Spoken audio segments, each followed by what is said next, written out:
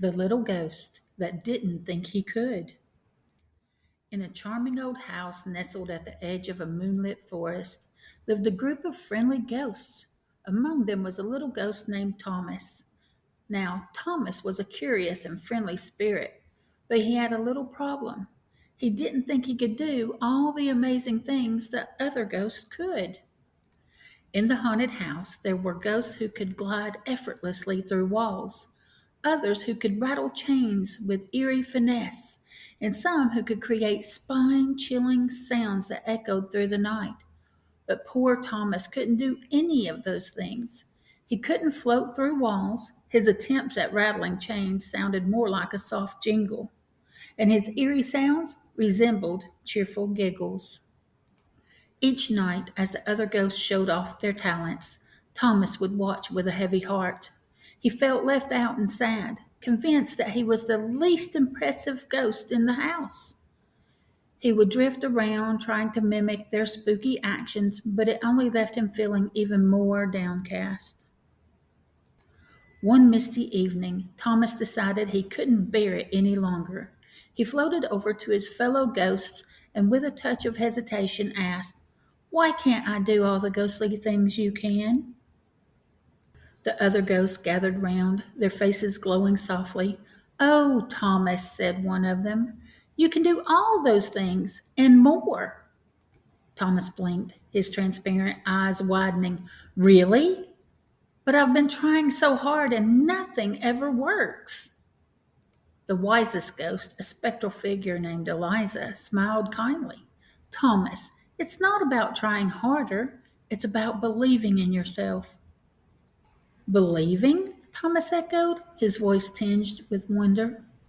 "Yes," Eliza nodded. "You see, every ghost's power comes from within, from the belief that they can do the impossible.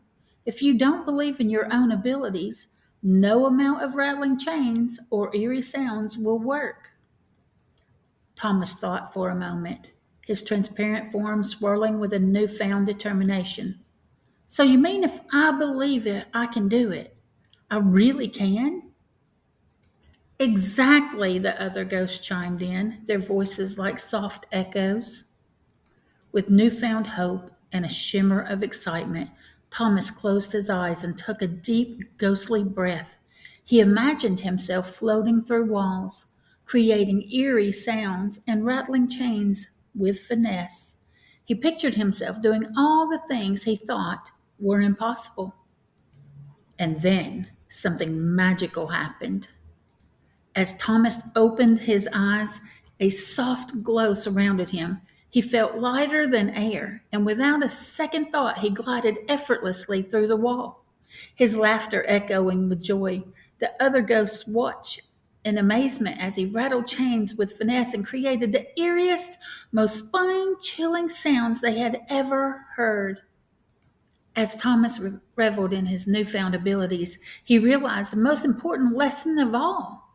Believing in himself was the key to unlocking his ghostly potential. From that day on, Thomas became known as the friendliest and most talented ghost in the haunted house.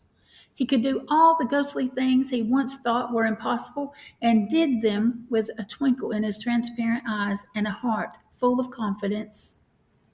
And so, in a tale that twinkles with whimsy and a touch of magic, Thomas, the little ghost who didn't think he could, discovered that believing in himself was the greatest magic of all